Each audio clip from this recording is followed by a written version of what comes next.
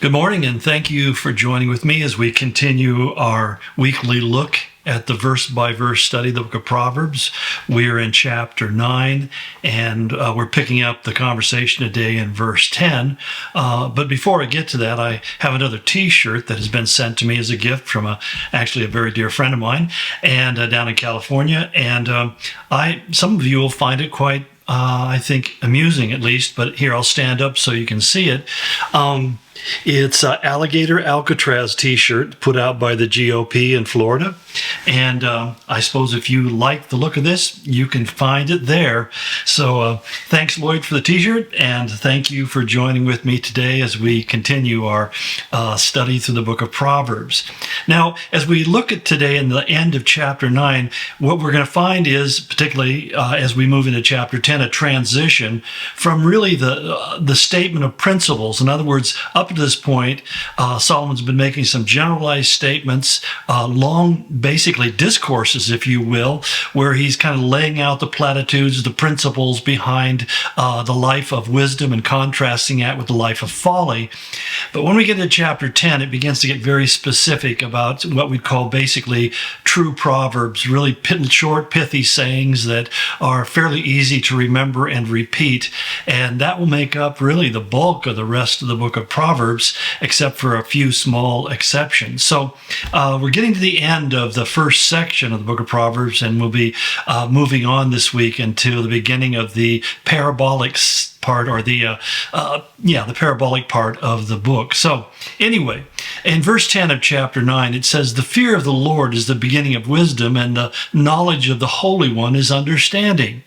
For through me," he says, "your days will be many, and your years will be added to your life. If you are wise, your wisdom will reward you, and if you are a mocker, you alone will suffer." Well, this is a fairly familiar phrase at this point, where he talks about the fear of the Lord is. In fact, we find it's, I would say, kind of ubiquitous in the Old Testament, because so much of what we read in the Old Testament is about the consequences of fearing the Lord and the penalties for not fearing the Lord.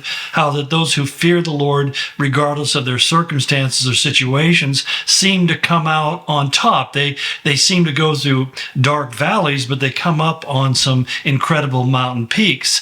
And what he's saying essentially is we need to learn to trust in the wisdom that God gives us through his word in particular, if we're going to really see the benefit of it. Because this is kind of hard for us in our day and age, because we live in an age of immediate gratification. We don't like the idea of having to wait into the future.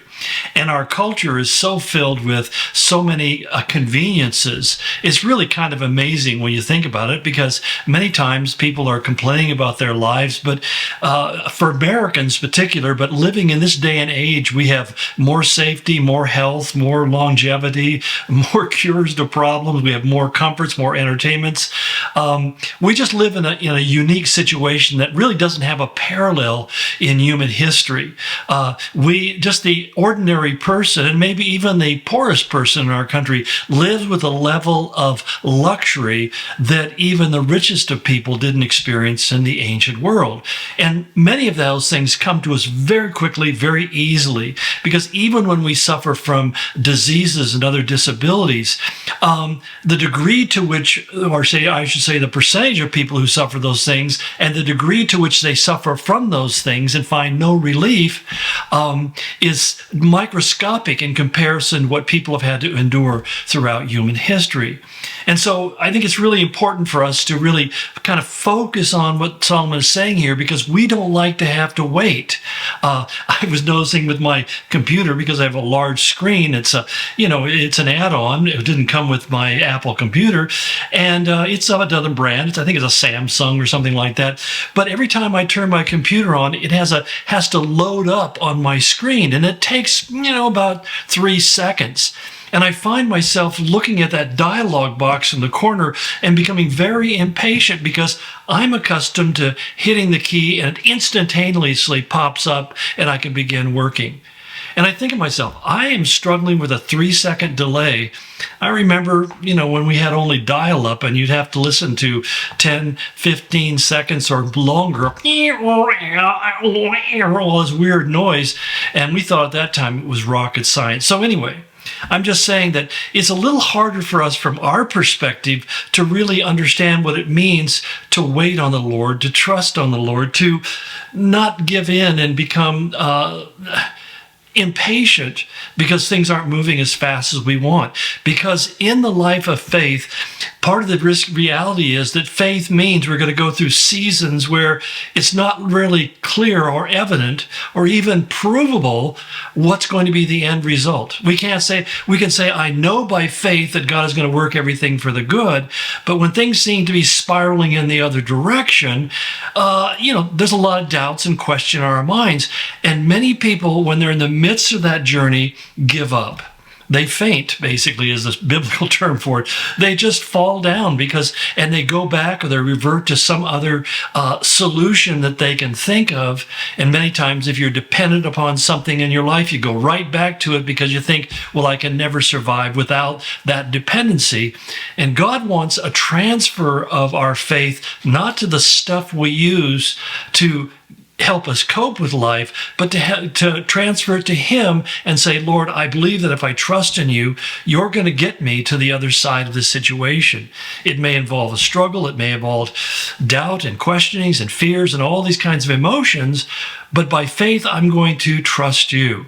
I often think about Abraham, by faith, moved to the land of Canaan. And what we don't recognize is he was living in a very urban and comfortable culture, at least for those times, and he went to a place that he didn't know. He really went into the wilderness. It's a lot like many of the pioneers who left the comforts of the city on the East Coast and began to move in towards the inland territories, the center of the American continent, facing all sorts of unforeseen and unexpected consequences.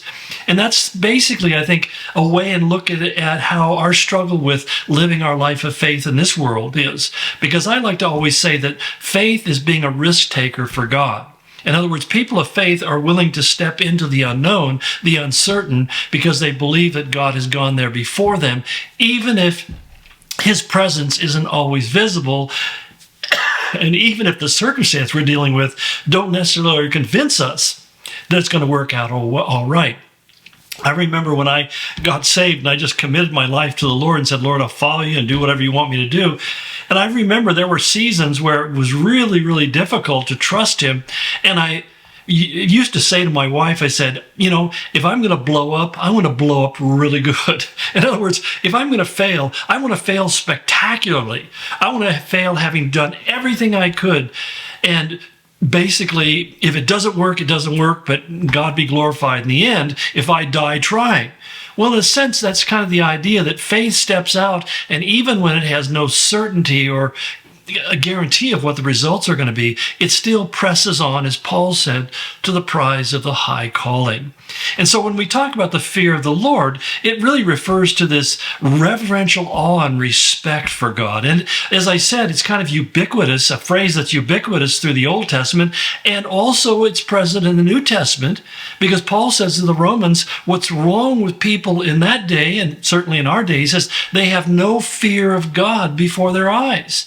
It's the absence of fear that is their problem. They don't reverence and respect Him. They don't trust and regard Him. They don't really put all their chips on Him, because this idea of respect or reverence that comes from the reverential fear of the Lord means to regard, to gaze upon, to pay attention to concern ourselves about, to have a very high opinion and a high esteem of God. And so what we find as we're going through the book of Proverbs is that this is repeatedly stated over and over again, where he says, for example, in chapter 1, that the fear of the Lord is clean. In other words, it's not adulterated by anything, any untruth, but it's absolutely true all the time. It endures forever.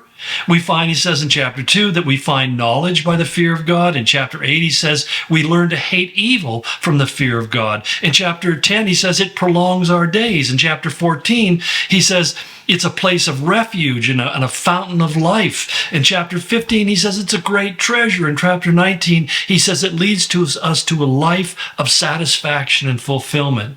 So the fear of the Lord is really the place where we begin.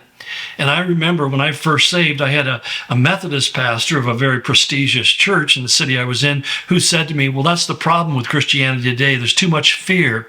And I said, but the fear of the Lord is the beginning of wisdom and knowledge.